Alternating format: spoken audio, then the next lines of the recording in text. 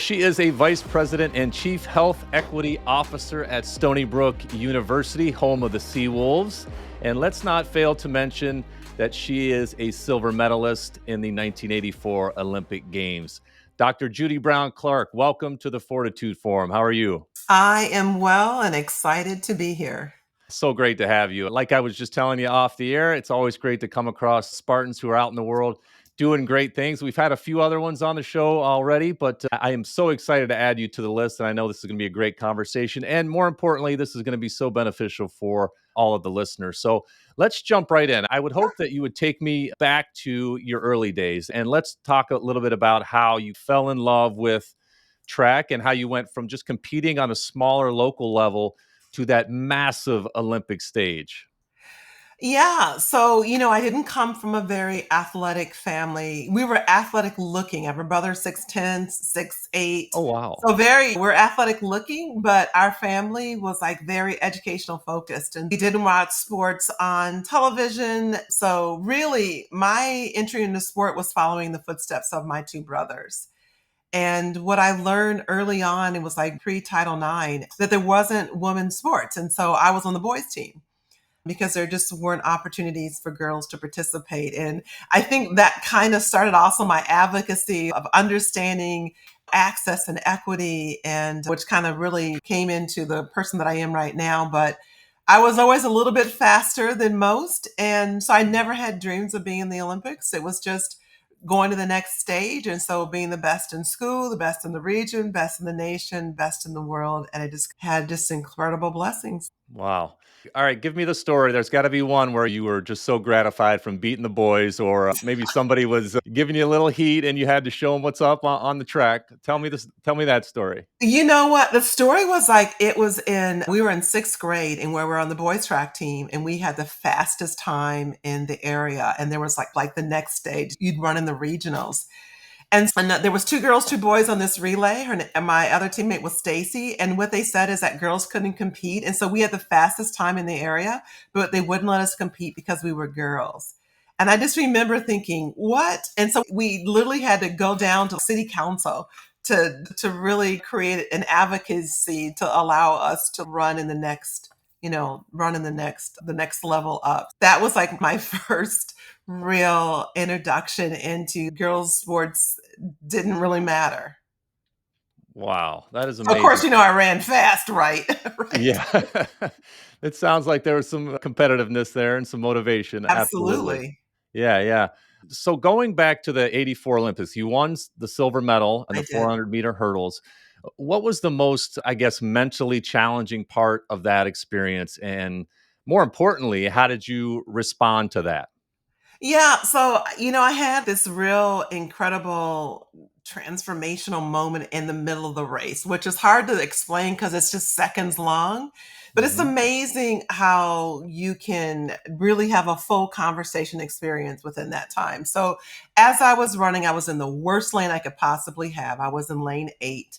I have a slow start, so I always need somebody in front of me to give me a point of reference, and I didn't have that. So I had this incredibly slow start, and one by one, everybody passed me. I was in 8th place. And so, of course, now I'm going through my mind. I'm having this conversation as to what I'm going to say at the end of the race. And I'm going to say, I was the only American that made the finals. I had a PR. It's like my best time. I'm having this full conversation while I'm running. And then, like, that was between like hurdle kind of 5 and 6. I'm going into the curve. And I just remember thinking, wow, you have worked so hard, you've sacrificed, you've had these times in practice that have correlated to your ability to run and perform at a certain time. What are you doing? And so I just slowly, I'm like, okay, I'm not going to be last. So I picked off 7th place. And I was like, 6 isn't that far. It was 6, 5, 4, 3, 2. And that was the only time I ever wished that race was longer because I was going for that gold. And that full conversation literally happened in milliseconds. But I realized at that point is so many times we create boundaries from our own personal expectations. Then what if I don't put these limitations on myself? What could I do? And so I just ran a race I never, ever would have imagined because I just let it happen. Wow, that is truly amazing because I'm thinking about my experience as an athlete, and we were trained to practice so hard and to put into so many repetitions that when it became time to actually compete, when it mattered the most, we wouldn't have to think at all. And you're having this entire conversation with yourself. Yes. I don't know. The creative part of me is saying there's a book in there, there's a book title somewhere. You could take readers through that entire, however many seconds it was, and elongate it and just expand from there. That's an amazing story. I didn't know that, and I'm Yeah, glad that you shared that. But that is truly remarkable that you were able to have that conversation, go from one end of the spectrum to almost giving up before the race even started absolutely. to finishing first and having this whole dialogue with Yeah, yourself as you're physically doing all the things that you need right. to do. That's truly amazing. Yes. Wow. I just had somebody on that was a former pro tennis player, and we talked about how important or distinct, I guess, it is that it's an individual sport, much like track. So, Yes. how did you balance that, or how did you maybe like that, or what were the pros and cons of that? And how did you learn to manage things like self doubt and nerves when Yeah. you're really out there on that track standing by yourself? Yeah, because I had competed in volleyball and basketball and other team sports, and there's a very different dynamic being part of an individual sport versus a team sport. It is part of a collective because the points that you get will ultimately go towards a team win. So there is a collective piece of it. When you're standing in that lane by yourself, it really is as transparent as you can possibly be because it is just you and your performance with this incredible world audience watching you through it. And so I think what you develop is like these real discipline. Like I tell people now, it's like you don't go on a race and you think, "Oh my goodness, I have to win." If you go into a race and say, I have to win, I can tell you right now, you're going to lose. You go into the race with a sequence of actions. And if you can execute those with as few mistakes as possible, you will compete at a level that you've been practicing. So you'll be consistent in your time, your performance, your execution, and comma. Every time I ran was drive out of the blocks, transition on hurdle 4, hug the curve, come in strong, holding your form. That's what I would just repeat in my head as I was standing at the starting line. It's like I need to execute these 4 critical points in the race to be as proficient as I can. And I know if I do this, I've done it rote enough. I know that I should come off with this level of performance. And so that's life, right?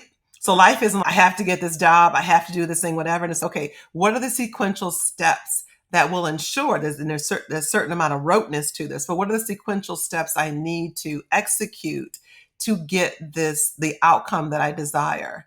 And so you focus on those key points, and then ultimately that's your level of success. Sounds great. And we've explored this topic on the show before, but how does one actually do that? Because everything around us that we see, that we hear, that we feel, it's all trying to distract us away from those vital things that we know that we need to do. And sometimes those things that we know that we need to do are the most uncomfortable things and the things Yeah, that we don't want to do. yeah, So how do we take our mind off of that shiny prize at the end, the thing that we're all the reason for a lot of us why we started the thing in the first place, right? We want that trophy, we want the medal, we want the praise or the adulation. How do we take our mind off of that? Because it's so hard for so many people in so many different walks of life. yeah. You mentioned in track what you did, you focused on those 4 steps, but if somebody's out there floundering a little bit and unsure of what their steps are, how does somebody begin to focus on those instead of the outcome? I do the exact same thing in work. I walk into a room and say, am I on offense or defense right now? Am I trying to sell something? Do I need buy-in? Do I need some level of support? What exactly is my outcome? So what's the win? So I'm a game theorist. And so it's what's the game theory piece of this? And so it's what's defined as the win. So in track is defined as the win as your time. In a meeting, the define is like you need some level of buy-in, or maybe you need funding, or it's an update or whatever it is. That's defined as the win. And then what are the 4 critical things that get you? So driving out of the blocks, convert on hurdle 4, hug the curve, come in strong with good form. This one is okay. I know if this is a vote, I know I need 5 votes. So that's a fact. And so what do I need to do to garner those 5 votes? What have I done before that? If I need 5 people to actually vote with me. So we have a vote of 6 so we have a majority, that I know what are the things I need to do before that meeting. I would not try to garner those votes at the meeting. I'd garner those votes before. If I'm looking for funding, what are some of the competing fiscal needs that I would be going up against? How do I create a compelling argument? And how would that argument be perceived by each of the people that would be making the financial decision if I'm looking? So it's the same thing. So the outcome is not, oh, I need people to agree with me. I need people, that's the win. But I can't focus on the win. I have to focus on sequentially what gets me there. And the roteness is that I have vetted and figured out what is needed. And then I have to execute those 4 things to ensure that I have the outcome that I want. It is no different. One I have on spandex and one I have on a business suit. Same thing. Yeah, I've always been fascinated with this idea that ironically, we have a much better chance of achieving those outcomes when we don't focus on them. Of course, we have Right. to know where the target is and what we're Yep. going after, but the more we focus on that, the less chance we have of actually achieving that, which is Yep. really strange in a lot of different areas, sports and business. Yep. I'm curious, was there a time in your life where you felt like everything just was falling apart, maybe personally or physically or emotionally? And then how did you reframe that? Or did you relate that to track in any way? And how did you respond to that particular situation? Yeah, I think one of the things in sport, like any level of performance, whether you're dancing, singing, whatever it is, a level of performance, you just have days it does not come together. It's just, you're not hitting your times, you're not hitting your mark, your form is off. It's just a bad day. And one of the things that you learn in that, particularly because you're going to come back to practice again and again, and you're going to execute that again and again, is you learn resiliency, you learn tenacity, you learn the flexibility, you're coachable. Many times with what happens is if you're having a really bad day, you'll ask them, what's going on? What do you see? What am I doing? Because you're looking for that critical feedback that's going to help you and give you the information you need for the performance. And so you can't stand in the fact that you're not executing it, because that's a waste of time. Which the bottom line is, it's the best use of your time is to figure out what's the breakdown, and where are you not being consistent on what you're doing. So you're always looking for growth and opportunities to perform better. And I think so for most athletes or any performer, you can take criticism, you can take feedback, you can take that negative piece of that, because the goal is bigger than the disappointment. And so that's why, you know what, you have a performance and you just get it handed to you, like handed to you. Like, I should never perform again. I don't know what just happened there. That was like, wow. But you know what? You have to show up again, because there's another performance, there's another, you going back to practice, or there's something like this, or shake it off. So you've learned a discipline, this incredible discipline, that it's bigger than that moment. And so, which you can easily convert. I'm not saying it's not painful. I'm not saying that you're at a moment when you're like, oh my, what in the what? But then you also have this resiliency of, that'll never happen again. So, what do I need to do? Who do I need to talk to? What information do I need? Let me unpack what happened. How did I get here? And so, it's muscle memory. And it's that tenacity, that muscle memory of recovery and resiliency and tenacity that doesn't allow you to stay there. You hit on a couple of really important points. The first one that I took out of that is everybody needs a coach. You can't always read the Yeah, label when you're inside the bottle. You need that feedback and those yeah, outside eyes. And the second thing is you can't let one bad day bleed into the next day, because that can spiral out of control really quickly. So that's an right. important point, to take that next play mentality. So I love that as well. Was there a particular failure or setback that after some reflection, you're now really grateful for that it happened, even though maybe in the moment you were just the bottom. But now you're grateful because you see from a wide lens how much it taught you.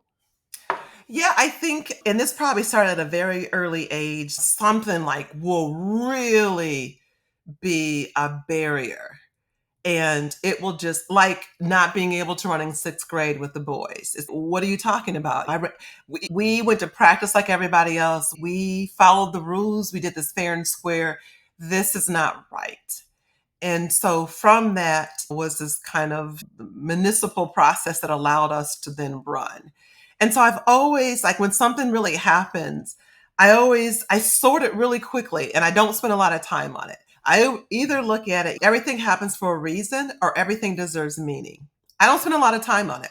So when something happens, you're like, oh, wow, huh? Everything happens for a reason. Everything deserves a meaning. So if it happens for a reason, that's the unpacking of it. Was it an execution? Did I not have the right information? Was there an underpreparedness? Why do I think it happened? If I can't figure out why it happened, then I need it to drive me to whatever this next thing is. So let me give it meaning. And that is, I'm going to leverage this incredible disappointment for something that is going to elevate me and move me forward. The greatest revenge is success. And so that is like giving it meaning. You're like, oh, if you don't think I belong here, or if you don't think I qualify, or if you don't think I have the capacity, whatever, and it's on. And so I think that is, and it's a sorting thing done very quickly. Do not spend a lot of time on whether it happened for a reason or give it a meaning. Just quickly. It is a blink response and you move forward. Yeah, that's so good. And I'm curious too, you started to allude to it, but how did you navigate that shift from being an elite athlete and having this huge stage in terms of being in the Olympics and winning the silver medal, which is mind boggling to do in and of itself, to now the next phase? Because I'm really interested in this scenario as well, because I've been through it myself. I wrote a book about the subject. I know a Yeah, lot of athletes are out there suffering in silence, so to speak, because they right. don't know what's next for them. They don't know how to transfer everything they've learned. Yes. The sports arena ends early for a lot of us. And a lot Yeah. of us athletes are really young when that Yeah. period comes to a close. So, how did you go through that? How did you navigate that? Was that difficult and challenging for you?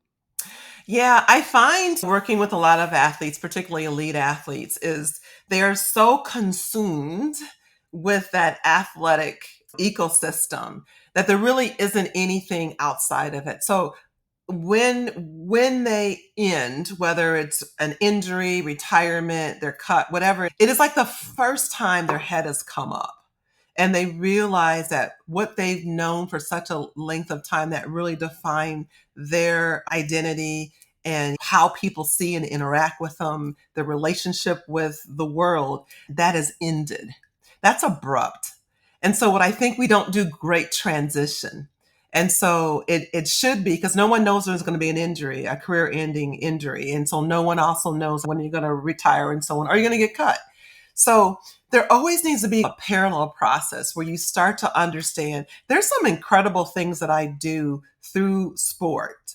And I always ask people, it's like, if you tell me what your position was in sport, I can tell you exactly what your personality is and the type of profession you'll excel in. And so when you think of, if you just think of somebody that is on offense, if you're an offensive player, your ability to read very complex situations and make some sense of, or you're a project manager, and your ability to take some very incredibly complex situations and make sense of them and come up with some potential ways in which you can engage to get to whatever you define as the win is stunning and stellar. And you can do it real time and you can do it with resiliency, because if this doesn't work, you're on to the next thing, because just you're in the zone, then you go, man, oh man, what I mean, so things happen very fluid in any kind of competition. So your ability to take chaos and make some sense of order, that is profound. If you start to help people see themselves that way, then they start to, even before they've remotely thought about next step, you're starting to implant in them this perception. Again, remember, I was running, I was in eighth place, and I had certain where I thought were limitations. But when I said, you know what, I'm not going to worry about, I'm just not going to be last. I'm not going to be last. That's a fact. And so then when I took the guardrails off, I was able to pick up to second, almost got to first.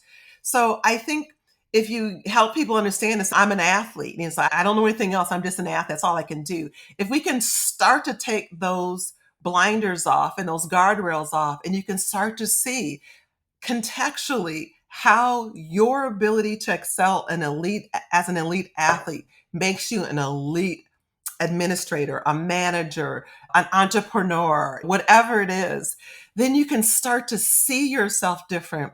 And then you're going to start wrapping around that muscle memory training of, if I want to do that, what are the 4 things I need to do?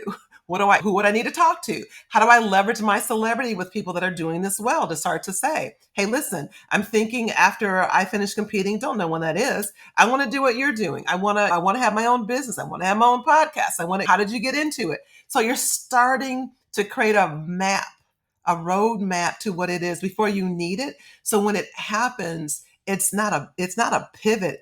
You just evolve into it. Yeah, that is such great advice, and certainly I could have used that a couple of decades ago. I understand. This show really is all about mental toughness, and you Yep. really just you painted a picture there of a journey that athletes go on, and a lot of people go on, non-athletes as well. And along that road, you need to have a certain level of mental toughness. So, is there one thing or one aspect of that concept that you think so many people overlook and maybe even misunderstand as they're trying to produce or create that resilience quality or that mental toughness in themselves? Yeah, I think probably the most challenging is competing. You have an incredible relationship with adrenaline, incredible relationship with adrenaline. And so that competition is full of risks. So you're like, listen, do I change lane? Do I not? Do I pass the ball? Do I not? Do I take the shot? Do I not? Do I make this move? If I don't, if I go the wrong way, it could be an interception. And so I could lose the game because of me. So there's a whole lot of incredible, very highly charged decisions that you make. That's not happening outside of sport. So you're Yeah. looking for what you find. And what I found in myself is I am the worst procrastinator. And I couldn't figure it out. I was like, why? I don't understand why I can't do. Like, I know I have something to do. And if I started working on it now, I could do a little piece of it and then I would hit that deadline. Not me. I'm hitting that deadline 24 hours, 48 hours before, 72 hours before. It's this complex thing. I'm pulling an all night or whatever because I know my best performance is grounded in adrenaline. I have to have a little bit of chaos and drama. So if it's not there, I almost create it. And it took me a long time to realize that about myself. It's okay. I absolutely create and put myself in situational chaos so that I can use a lot of my athletic skills to be at my best. It's just so I know that about a self-awareness. I still do it? I absolutely do. If I'm on a team with you, I will drive you nuts because you're like, Judi, I need your stuff by this time. And I'm like, okay, give me the deadline of what you need it, and that's when I'll do it. Well, you're blowing my mind here a little bit because I have a lot of similarities there because Yo, I hate to even use that word procrastination because it's just such a negative term, but I always thought one of my things that I still struggle with is overthinking. And so that's related somewhat. And I want to see the whole path before I actually start, which is not a good idea. But you just helped me see myself in a completely different light because I yep, do the same thing. I need that fourth quarter clock ticking down yep. pressure. And so I got to get comfortable with just allowing that process with myself to take shape because knowing that it exists for a reason and it comes from a certain place. So thank you for that. I'm going to have a lot to think about for the rest of the day. That was awesome. And it's okay because I should stop this. And it's like, no, that's how I actually do my best work. Yeah. And actually a little bit in that chaos, I have to know exactly how what I've learned over the years is okay, I know for this is complex. So I know I can get this done in 3 days. And this I can pull an overnighter and do that. And actually what I find is like I have a lot of satisfaction is if I'm physically and mentally spent. That is like job well done. And the fact that I would stay on something and do an overnighter, get it done, turn it in, whatever. And I'm like, what? That was great. Now, had I done that 2 weeks ago, and it'd have been, yeah, I would have gotten it done, but it would have not have been fulfilling. Yeah. That. That's great perspective. Great Yeah, perspective. I like it. So, whether it's your athletic career or city government or leading change at a university, sure. um, how have you handled moments where maybe others or the situation kind of doubted your leadership or your vision? How have you approached those types of situations, given that you have such a diverse background professionally? It's interesting. How are you team captain for non-athletes? And so it's hard because if there's a group of, it doesn't really matter what your sport is. We know how to come together and galvanize under being a team dynamics. So if you're with a bunch of teammates that have been in other sports, whatever, and you're doing something, it's like, hey, what do you want me to do? Tell me which part you want me to take. I'm going to go do it, bring it back. Team dynamics, all hands in, go. So when you're around people that haven't been in sport, like, I process things very differently. Again, I'm a game theorist and I think through like game theory. There's always like this way of how do you move forward? What are the variables? And so all the things around game theory. But not everybody thinks that way. So sometimes I will see something and I'm like, oh, like you said, you'll know the path forward. Like you can actually see the finish. Like you see when the clock times out. Like I know exactly what to do. And then you'll talk and everyone's, I don't even know what you're talking about. It's like, what are you doing way over there? And it's, oh my God, you're not even following me. It's, oh, wow. So I have learned that sometimes I'm Google Earth and Google Street. And like sometimes I need to get down to Google Street and tactical and talk about things. Because when I'm in Google Earth, I am talking about it like, okay, this is if we're at the national championships, we would do this. Okay, but then we got to beat these certain teams. So you create this roadmap of the things you have to do that will get you there. So I'm doing like driving out of the blocks, convert on her to four, whatever. And then people are like, I don't what drive on what block? Like what? Come in strong. What? And so I know the way I think is so incredibly different than my coworkers. And so I have to pull that back sometime because they're like, Judi, you got all these ideas and whatever. I'm like, no, they're connected. No, seriously, that's the path. Just like You, saying there's 12 stoplights to where we're going. And that did absolutely sequentially make sense to me. yeah.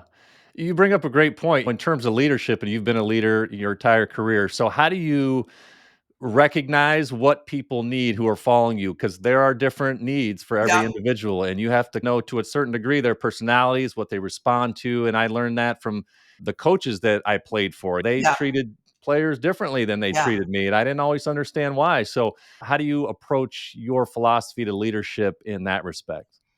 I think a lot of it comes from both being a coach, but the other piece of it is like being team captain. You're on the floor. You're trying to keep the chemistry and the dynamics together. When somebody shuts down, when somebody is like not focused, or there's some chemistry between two of the players and so on that you have to navigate. So a lot of it is you have to know who's in front of you. The only way that this team can work cohesively is there has to be understanding, respect. People need to feel valued and heard and leveraged. What are your strengths? That that we're playing to your strengths, because we know if that's not your strengths, then we can't create a play that plays to your strengths because it's just not going to execute consistently.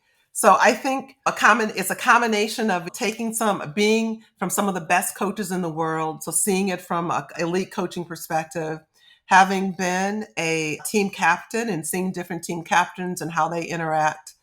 And then I think the other piece of that is just like really from an elite athlete is when you have that goal, that's not negotiable. That goal is not negotiable.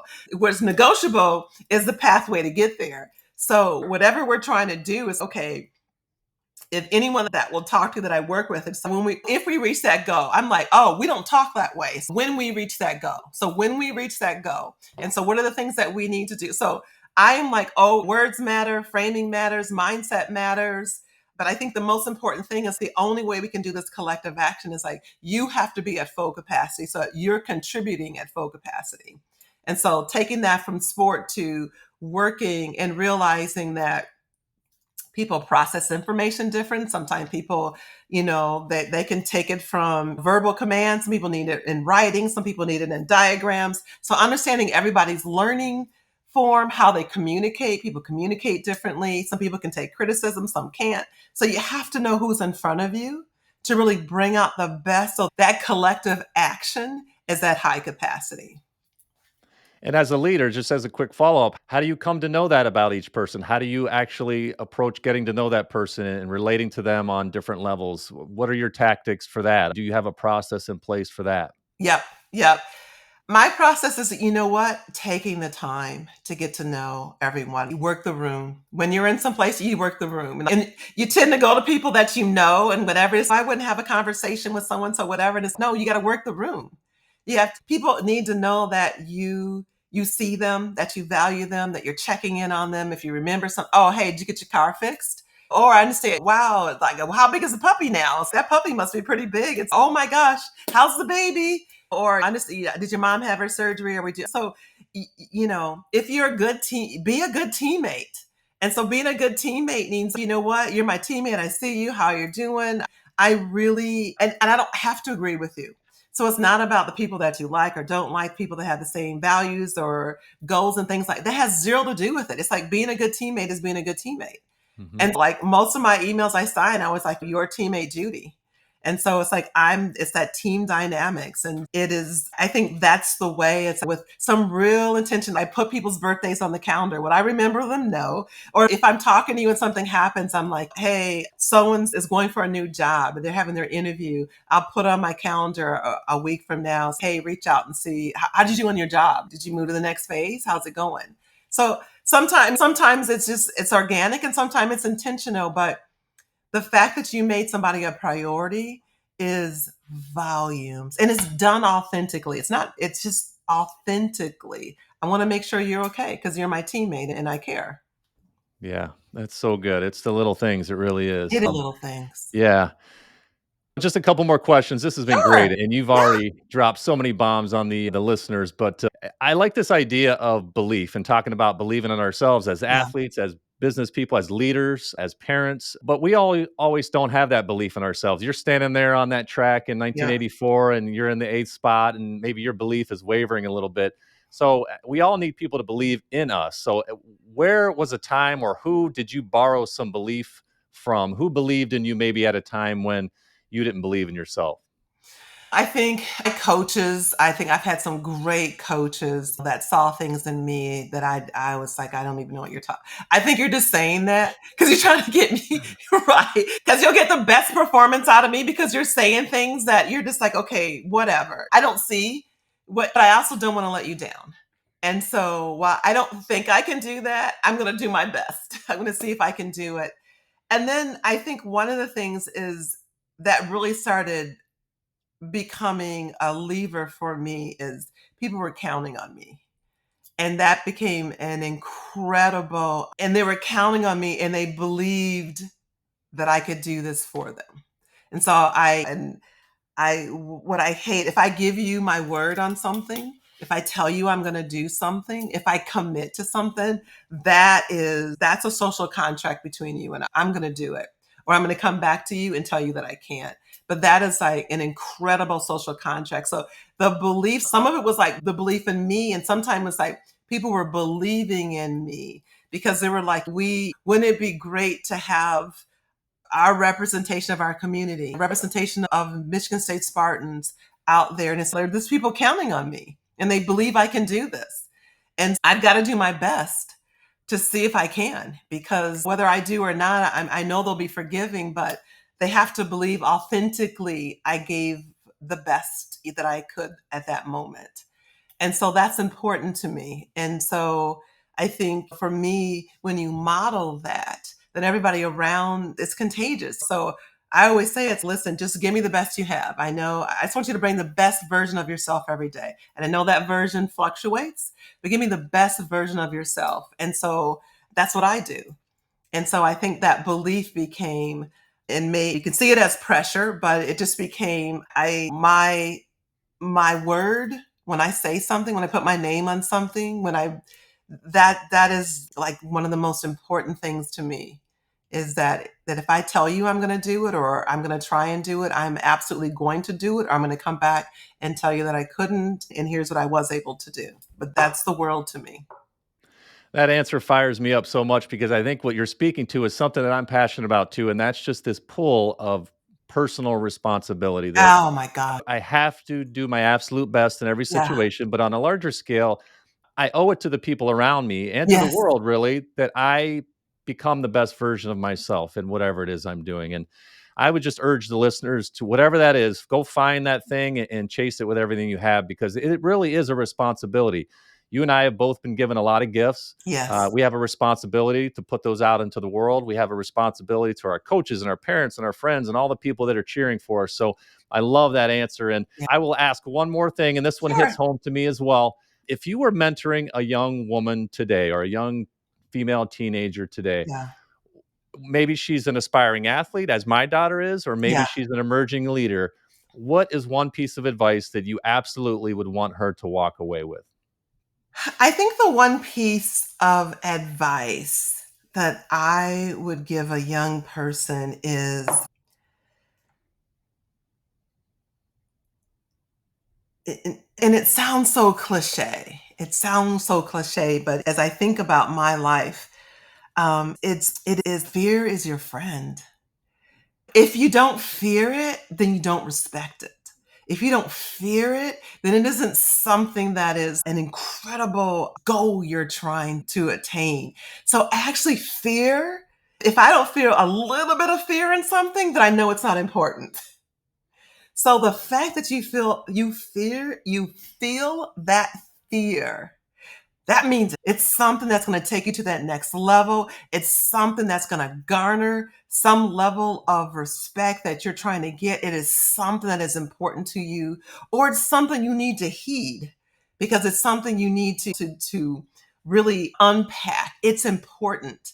So fear is absolutely, I have a relationship with fear very different than most, that it is level of, and it takes you usually to something that's a growth because you get the fear of failure and you get the fear of something and the doubt comes in. So it's usually something that takes, it's another level of something.